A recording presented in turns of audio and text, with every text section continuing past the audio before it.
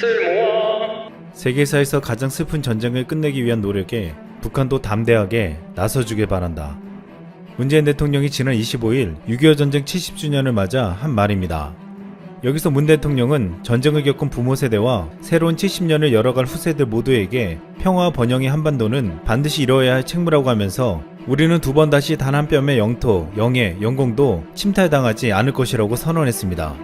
그러면서 이어진 문 대통령의 연설 내용 중에 일본을 긴장시키는 말이 나왔습니다.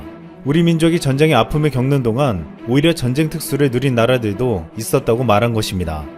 많은 전문가들은 6.25 전쟁으로 특수를 누린 나라는 일본을 지목한 것으로 해석했습니다. 존 볼턴 전 백악관 국가안보보좌관은 최근 회고록에서 트럼프 미국 대통령이 재작년 싱가포르 북미 정상회담 직전 한국 전쟁 종료를 선언하는 데 관심을 갖고 있었지만 아베 일본 총리가 북한에 너무 큰 양보를 해서는 안 된다며 반대했다고 주장했다고 했습니다. 여기서 지금 과거 한국전쟁으로 인해 특수를 누리며 경제회복의 발판으로 삼았던 일본이 어떤 생각을 하고 있는지 궁금해지고 있습니다. 오래전부터 일본의 언론들은 한국전쟁 발발 시 일본 경제의 특수를 다루며 전쟁의 손익을 따지는 기사를 게재해왔습니다. 지난 2013년 일본 주간지 주프렌 뉴스는 만약 한국전쟁이 일어나면 일본 경제는 어떻게 될까라는 제목으로 경제 전문가 및 군사 전문가와 함께 한국전쟁에 따른 일본의 경제 효과에 대해서 다룬 바 있었습니다.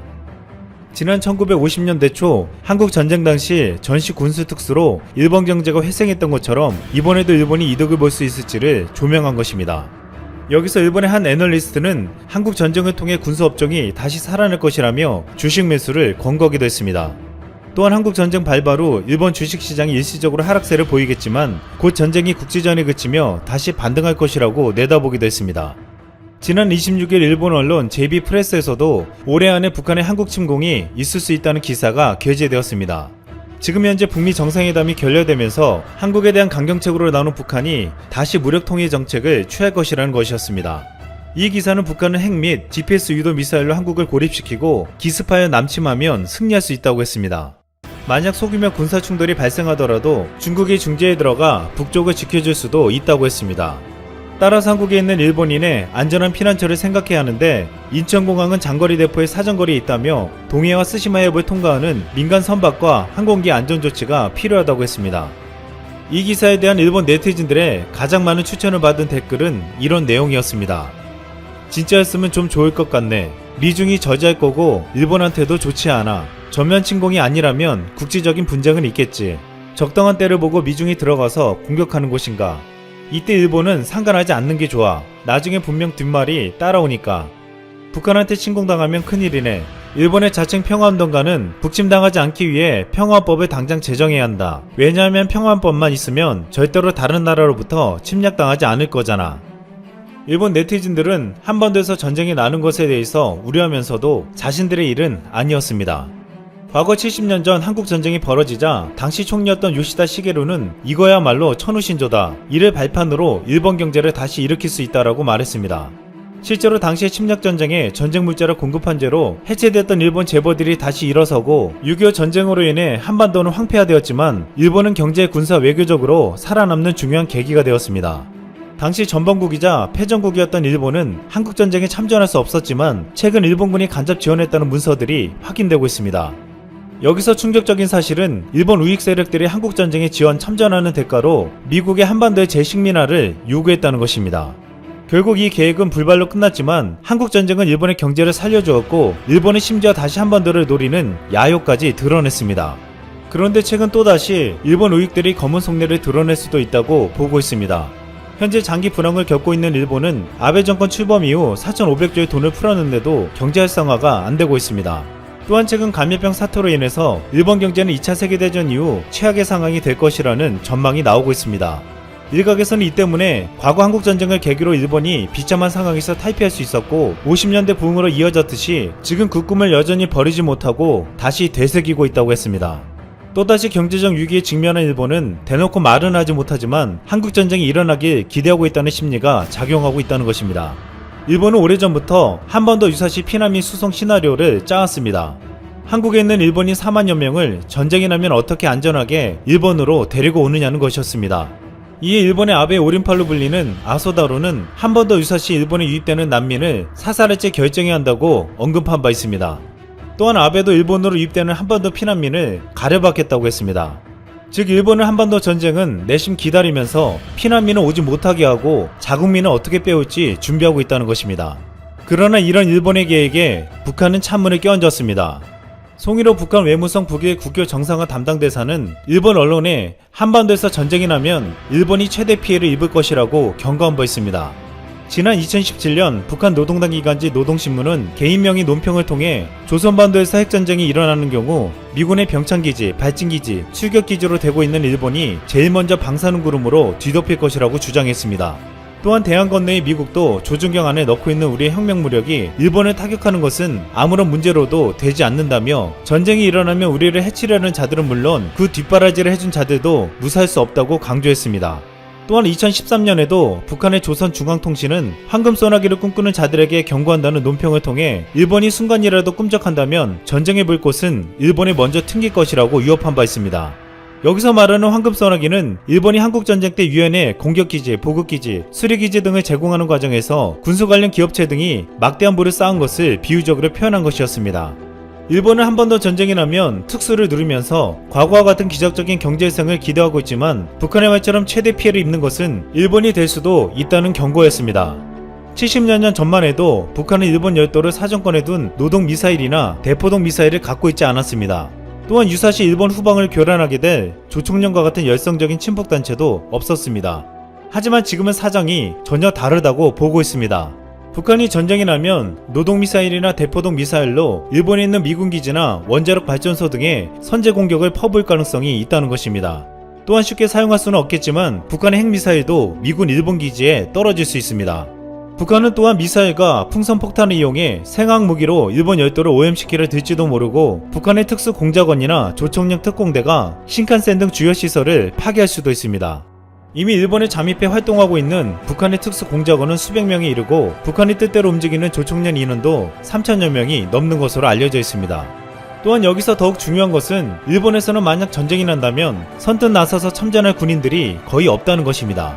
지난 2016년 당신의 나라가 전쟁을 벌여야 한다면 조국을 위해 싸우겠습니까? 라는 질문에 일본은 11%만이 싸우겠다며 64개국 중에 꼴찌를 차지했습니다. 한국은 2016년 국내 한 여론조사에서 성인 83%가 참전한다고 응답했고 최근 5월에 실시한 여론조사에서도 4명 중 3명이 군을 도울 것이라고 했습니다. 특히 60대 이상에서는 73.3%로 군대를 돕겠다는 의사가 가장 높았습니다.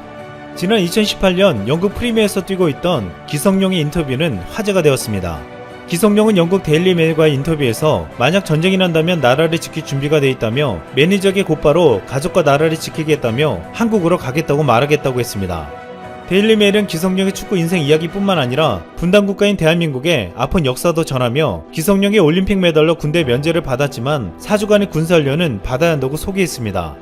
국내에서는 기성용처럼 그 어느 나라보다 국민들이 가지고 있는 애국심이 크기 때문에 전쟁이 나면 국내에 돌아와 싸우겠다는 이들이 많았습니다.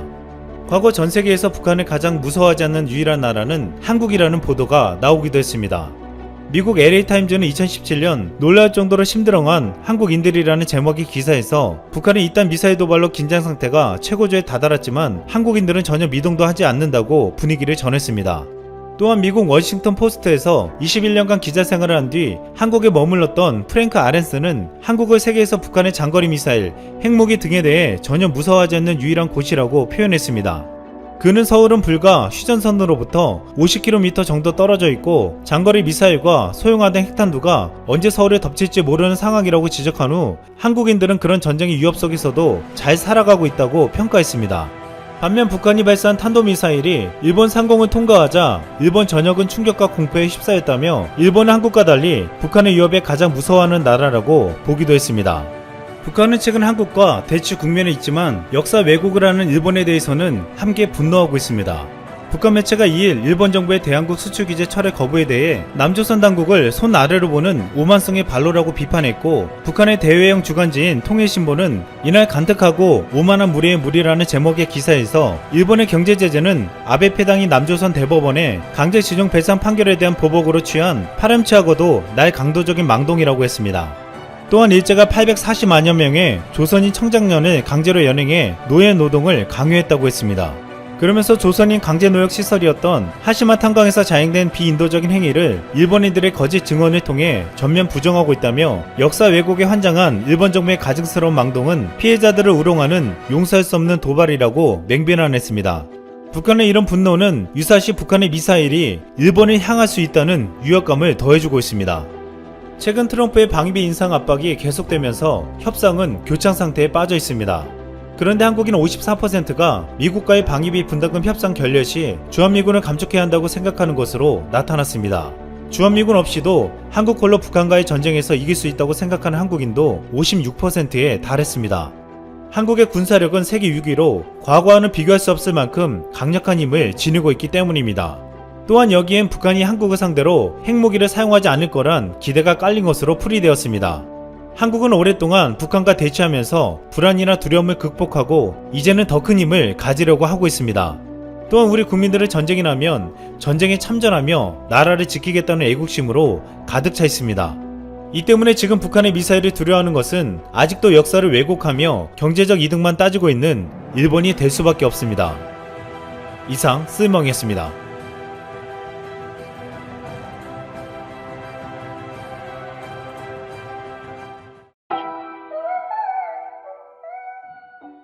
안녕하세요. 프랭프씨입니다. 여러분의 구독과 좋아요는 큰 힘이 됩니다. 일본의 스가 총리가 27일 일본 참의원 예산위원회에서 의원들의 질의에 대한 답변이 문제가 되고 있습니다. 현재 국민들이 많이 어려운 형편이다. 특별정액 급부금 등의 지급이 필요한 시점이다.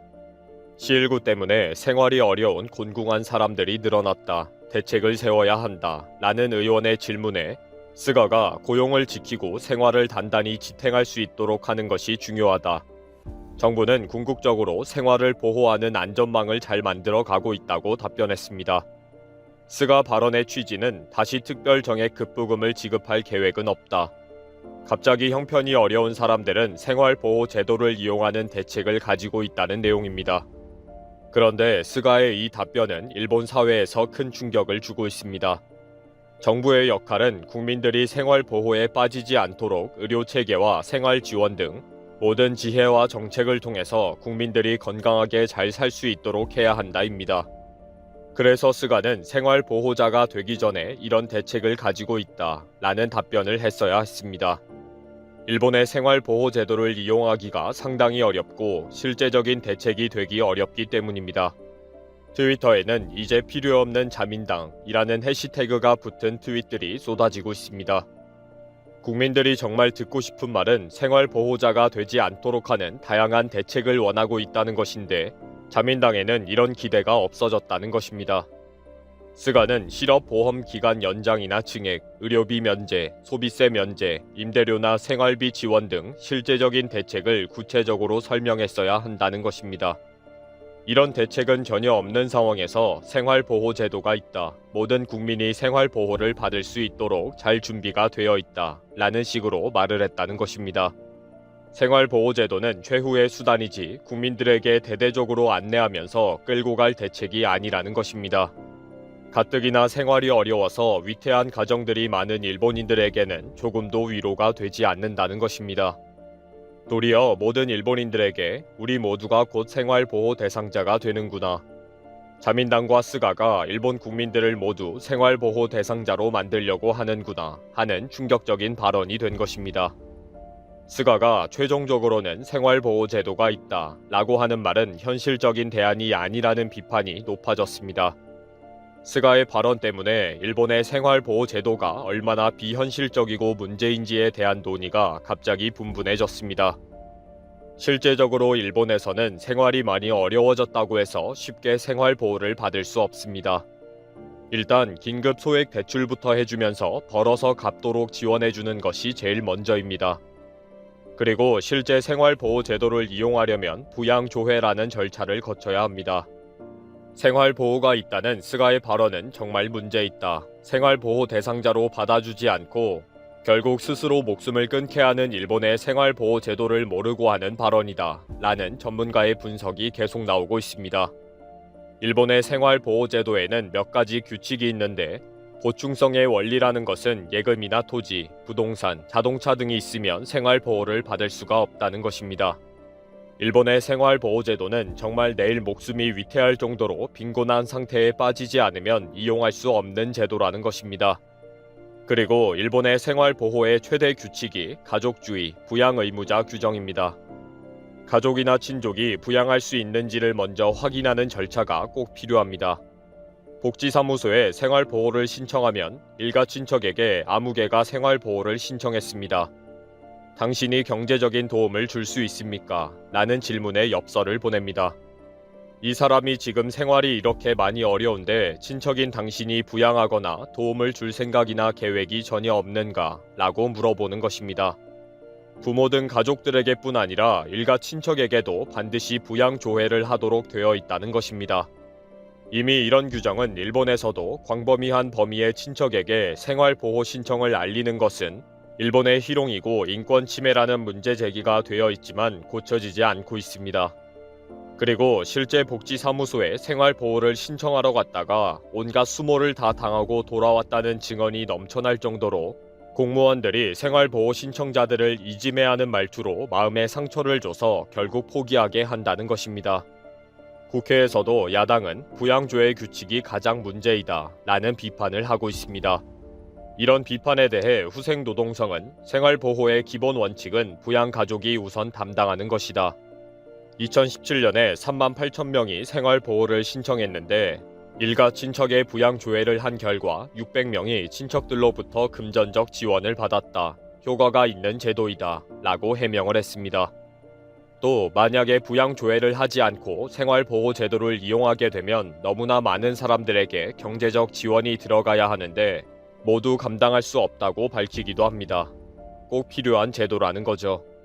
그런데 실태 조사에 의하면 생활보호를 이용하지 않겠다는 응답자 중 3명 중 1명이 부양조회가 부담스럽다고 답변했습니다. 그러니까 실제 부양조회가 큰 문제가 되고 있는데도 일본 정부는 엽서로 일가 친척에게 다 의견을 물어보겠다는 것입니다. 스가의 이 발언이 얼마나 잘못된 것인지에 대한 전문가와 언론의 분석이 계속 나오고 있습니다. 이런 바보 같은 답변을 하는 자민당에 투표를 하는 사람들이 있다는 말인가? 경제대책과 생활보호도 구분 못하는 총리나 정책과 복지는 전혀 다른 것을 모르는 정부나 모두 대단한 놈들이다. 실제 생활보호제도를 이용하는 것이 얼마나 어려운지를 알고 하는 말인가? 실제 생활보호를 못 받는 사람들과 받기 싫어하는 사람들이 얼마나 많은지를 모르고 하는 발언이다. 스가는 생활보호의 문턱이 얼마나 높은지 현실을 전혀 모르고 있다. 전 국민들이 생활보호를 받을 수가 없다. 생활보호를 받고 싶어도 제대로 받지 못해서 스스로 목숨을 끊는 사람들이 넘치는 현실이다. 총리의 발언은 너무 무책임하고 충격적이다. 주간지 여성자신은 스가의 마지막으로 생활보호 발언에 충격을 받았다. 이제 정치는 죽었다. 라는 제목으로 강력한 비판을 했습니다. 최후의 수단이어야 하는 생활보호제도를 전 국민에게 추천하는 총리가 제정신이냐는 식입니다. 생활보호제도가 정말 곤란한 사람을 구해주는 것은 맞다. 그러나 그 전에 일본 국민들을 구원해줄 대책은 없는가? 이제 우리를 구원해줄 아무런 방법이 없다는 말인가? 이것이 결국 일본의 정치인가? 생활보호가 기다리고 있다는 말이 무섭다. 라는 여론을 전달하고 있습니다. 스가는 그동안도 이해력이 떨어지는 답변으로 무능력하다, 한자도 제대로 읽지도 못한다, 무식하다, 생각이 없다 라는 지적을 많이 받아왔습니다. 그런데 이번 답변으로 스가와 자민당이 일본 경제와 가계 경제의 폭망에 사실 아무런 대책이 없다는 것이 밝혀진 것입니다. 최종적으로 전 국민이 생활보호자가 되어도 국가에서 생명을 유지할 정도로 지원해 줄 텐데 무슨 걱정이 있는가 라고 당당하게 국회 답변을 했다는 것이 충격적이라는 것입니다. 실제적으로 생활보호제도의 예산과 절차에 큰 문제가 있는데도 그런 현실조차 모르고 있다는 것도 비난의 대상이 되고 있습니다. 매일 밤에 몰래 회식하기에 빠져서 국민 세금을 흥청망청 사용하고 다니는 일본 국회의원들에 대한 비난이 높아지고 있습니다. 그런데도 제대로 된 시위나 항의조차 하지 못하고 스스로 생활보호 대상자가 되기를 자처하는 일본 국민이 더 한심해 보이기도 합니다. 일본 국민들은 스스로 그것을 깨닫지 못하고 있으니 다 자업자득입니다.